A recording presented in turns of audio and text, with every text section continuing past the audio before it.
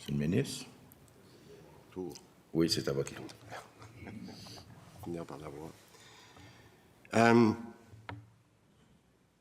Je vais prendre quelques points précis, là, parce que je l'avais donné grossièrement des exemples sur les 3 des points que le député vient de faire.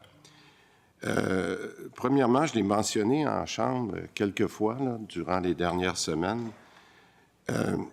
Je prends l'exemple de Chaudière-Appalaches, dont vous venez de parler, Monsieur le Président. C'est une région que vous connaissez bien, là. La réorganisation des postes, Monsieur le député, qui se fait en ce moment, là, il y a effectivement 150 postes qui ont été abolis. Ce que vous oubliez de dire, puis excusez-moi, je dois m'adresser à vous, c'est qu'en parallèle, il y a 350 postes qui ont été ouverts. Ça, là, il ne faut pas oublier, il faut dire toutes les choses à la population. On ne peut pas juste donner un côté de l'équation. Puis, je peux vous donner l'exemple, là, Capitale Nationale, fermeture de 258 postes, il y en a 1400 qui sont ouverts. Des postes qui sont ouverts, là, en parallèle. Abitibi-Témiscamingue, 111 postes qui sont fermés, 37 qui sont ouverts. Et là, ce que je suis en train de demander, à Santé Québec, parce que je leur dis, on suit ça, vous allez nous dire l'ensemble de la situation. C'est ce qui est en train d'être fait. Au fur et à mesure que ces données-là rentrent, j'ai l'engagement, je vais être très transparent. Voyez-vous, ce que je pense qui est important, là, c'est de dire aux Québécois, puis je l'ai expliqué en Chambre, puis je vais le faire parce que c'est ça que cette session-là me donne l'opportunité ce matin, de dire ce qu'on a demandé à Santé Québec, là, puis qu'ils font là, depuis, c'est quand même très récent. Là, puis je reviendrai sur le protecteur du citoyen.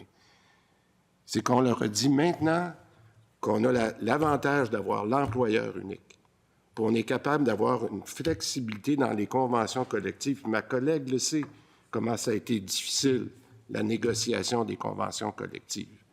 Mais on a réussi à avoir la flexibilité qui a été demandée pour qu'on soit capable de mettre le bon personnel au bon endroit. Bien, toutes ces réorganisations de postes-là, il faut quand même suivre nos conventions collectives. Et la convention collective qui donne le droit à l'ancienneté, bien, c'est sûr qu'il faut avoir fermé un poste pour en ouvrir un autre pour que les bonnes personnes puissent s'appliquer dessus. C'est ça, nos conventions collectives, puis on les respecte. Mais ça prend du temps faire cette réorganisation-là. Alors, de dire qu'on fait des coupures de postes et de ne pas parler des ouvertures de postes qu'on fait pour avoir plus le bon personnel au bon endroit, notamment dans les heures défavorables, je pense qu'on n'a pas toute l'information. Et je le dis, on va continuer d'informer les gens parce que c'est ça qu'on a demandé. Bon, maintenant, sur la question du protecteur du citoyen. Le protecteur du citoyen, là, il a fait son rapport au mois de mars 2024. C'est un peu difficile de mettre ça sur la faute de Santé Québec, là. Santé Québec est arrivé à l'automne 2024. Bon, je veux juste qu'on... Soyons... Je veux juste être clair, là. On ne peut pas mettre la faute sur Santé Québec d'un rapport du protecteur du citoyen qui est fait au début de 2024 sur une période précédente. OK. Est-ce qu'on a vécu une pandémie? Est-ce qu'on a vécu des moments difficiles qui ont fait que... Mais quand je ne sais pas si le député de Jean Talon l'a vu tantôt quand j'ai présenté, là, on n'est vraiment pas dans la baisse des investissements. Je ne sais pas s'il était là au moment que je l'ai fait, là, mais l'ère libérale de l'austérité dont j'ai parlé tantôt, là, ben non, mais je m'excuse, M. le Président, mais il faut dire les choses comme elles sont. Regardez la période de la pandémie, qu'est-ce qu'on a fait, là? On est passé de 44 milliards à 58 milliards durant cette période-là. Pourquoi qu'on a eu une augmentation des coûts si importante? Parce que les besoins ont changé, il fallait protéger.